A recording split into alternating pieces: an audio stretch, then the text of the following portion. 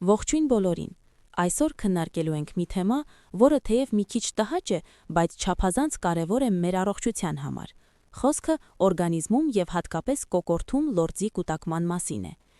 Եթե դուք հաճախ եք զգում կոկորդում կանգնած գունդ, ստիպված եք լինում անընդհատ մաքրել կոկորդը կամ առավոտյան արթնանում եք խճանված քթով, ապա այս տեսանյութը հենց ձեզ համար է։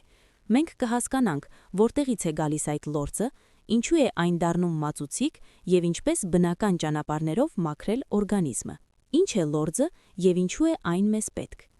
Նախքան պայքարելը, եկեք հասկանանք, արդյոք լորձը թշնամի է։ Իրականում ոչ։ Մեր օրգանիզմն օրական արտադրում է մոտ 1-1.5 լիտր լորձ։ Այն ծառայում է որպես յուղում մեր ներքին օրգանների համար եւ հանդիսանում է առաջին պաշտպանական շերտը բակտերիաների ու վիրուսների դեմ։ Խնդիրն առաջանում է այն ժամանակ, երբ լորձը դառնում է չափից շատ, թանձր եւ կպչուն։ Սա արդեն ազդանշան է, որ օրգանիզմում ինչ-որ բան այն չէ։ Ինչու է լորձը կուտակվում կոկորդում։ Հիմնական պատճառները։ Կոկորդում լորձի զգացողությունը կարող է պայմանավորված լինել մի քանի գործոնով.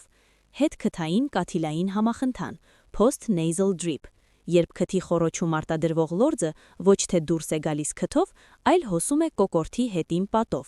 Սննդակարգ. սա ամենահաճախ անտեսված պատճառն է։ Կաթնամթերքը, շաքարը եւ գլյուտենը շատերի մոտ առաջացնում են լորձի գերարտադրություն։ Գաստրոէզոֆեգալ ռեֆլյուքս, երբ ստամոքսի թթուն բարձրանում է դեպի կերակրափող եւ գրգռում կոկորդը, օրգանիզմը սկսում է լորձ արտադրել պաշտպանվելու համար։ Ջրազրկում, երբ քիչ ջուր ենք խմում, լորձը թանձրանում է եւ դժվարանում է դրա բնական հեռացումը։ Ինչպես ազատվել լորձից։ Քայլ առ քայլ պլան։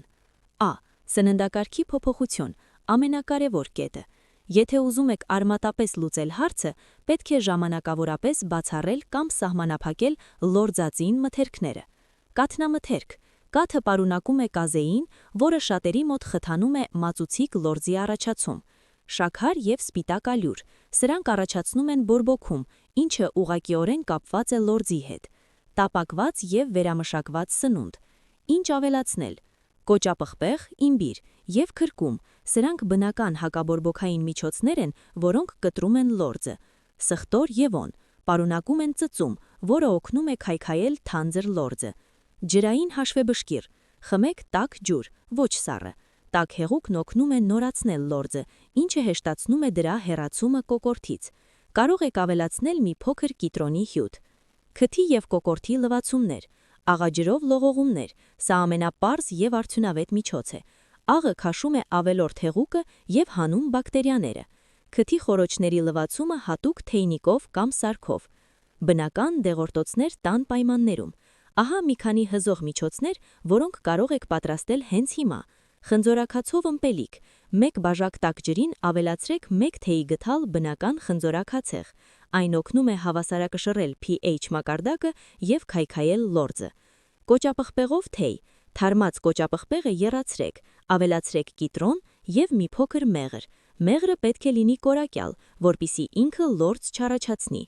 Գոլորշով ինհալյացիա. օգտագործեք էվկալիպտի կամ անանուխի յուղ։ Գոլորշը ուղղակիորեն թուլացնում է կպչուն լորձը շնչառական ուղիներում։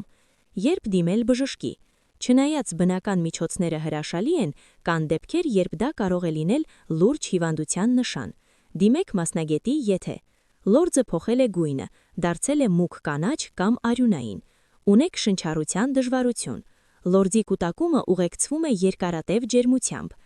Մեր օրգանիզմը խելացի համակարգ է։ Լորձի կուտակումը հաճախ պարզապես հաղորդագրություն է այն մասին, որ մենք պետք է վերանայենք մեր սննդակարգը կամ ապրելակերպը։ Սկսեք շատ ջուր խմելուցից եւ կաթնամթերքը կրճատելուցից, եւ դուք կտեսնեք տարբերություն ընդամենը մի քանի օրվա ընթացքում։